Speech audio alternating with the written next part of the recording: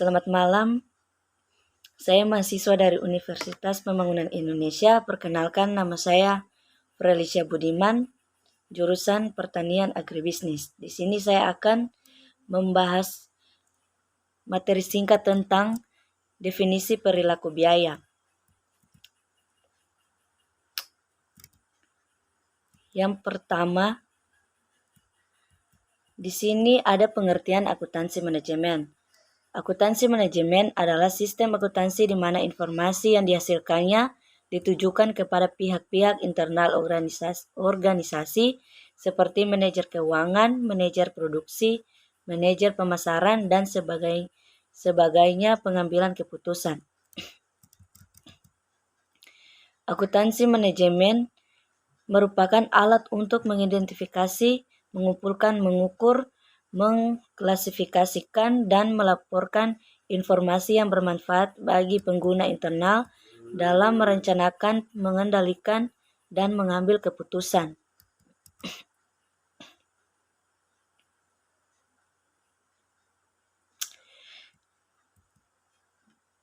Berdasarkan pengertian di atas, dapat disimpulkan bahwa akuntansi manajemen merupakan proses mengidentifikasi,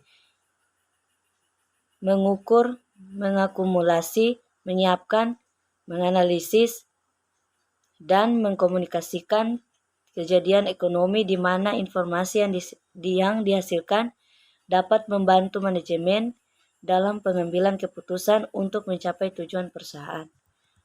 Dan yang kedua, di sini ada pengertian biaya. Pengertian biaya adalah semua pengorbanan yang pernah dilakukan untuk suatu proses produksi yang dinyatakan dengan satuan uang menurut harga pasar yang berlaku baik yang sudah terjadi maupun yang akan terjadi.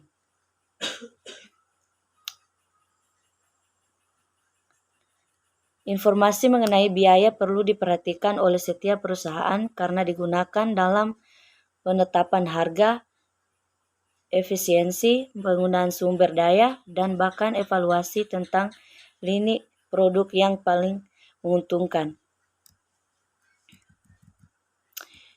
Biaya adalah pengorbanan sumber ekonomi yang memperoleh barang atau jasa yang diharapkan memberi manfaat sekarang atau masa yang akan datang. Dan yang ketiga, klasifikasi biaya. Pada umumnya penggolongan biaya ditentukan atas dasar dan tujuan yang hendak dicapai dengan penggolongan tersebut.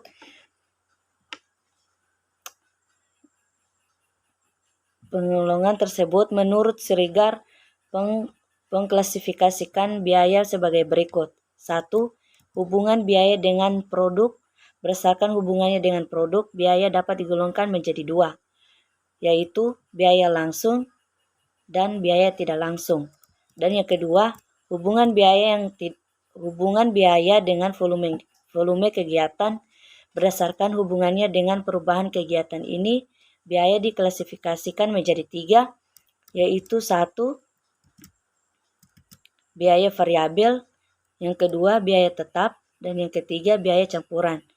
Yang ketiga di sini ada elemen biaya produksi. Apabila biaya klasifikasi berdasarkan elemen biaya produksi, maka biaya dibagi menjadi 3, yaitu 1.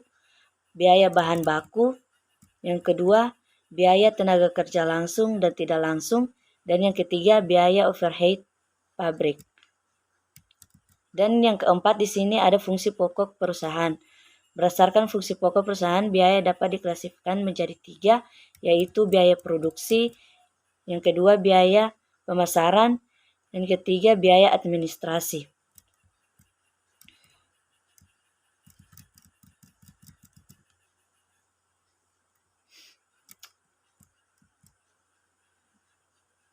Dan yang keempat ada perilaku biaya. Pemahaman mengenai bagaimana biaya-biaya berubah menurut perubahan aktivitas bisnis sangatlah bermanfaat bagi manajer. Jika volume penjualan diharapkan meningkat, maka manajemen menaksir biaya keluaran yang menanjak tinggi. Untuk membuat estimasi seperti itu, manajemen perusahaan perlu mengetahui jenis biaya yang terlibat dan bagaimana biaya tersebut berperilaku manakala aktivitas berubah.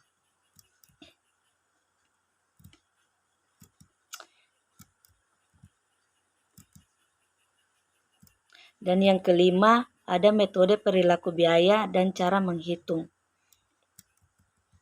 Dalam metode biaya bisa diketahui bahwa terdapat dua pendekatan yang bisa digunakan untuk menghitung perilaku biaya, yakni dengan menggunakan metode titik tertinggi dan terendah, metode biaya berjaga, dan metode kuadrat terkecil. Berikut ini adalah penjelasan dari ketiga metode tersebut.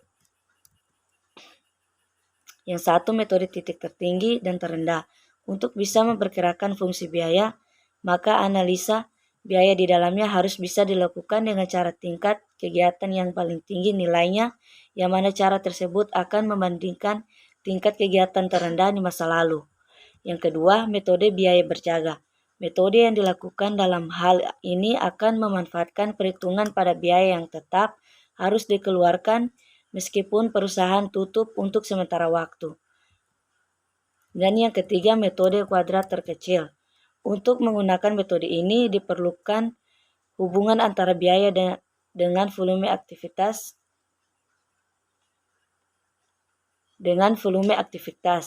Bentuk penaksiran dari contoh soal biaya ini bisa dilakukan dengan cara menggunakan perhitungan taksiran pada angka interval, yang mana pada perhitungan ini akan memperkirakan biaya yang sebenarnya. Sekian dari pembahasan saya tentang analisis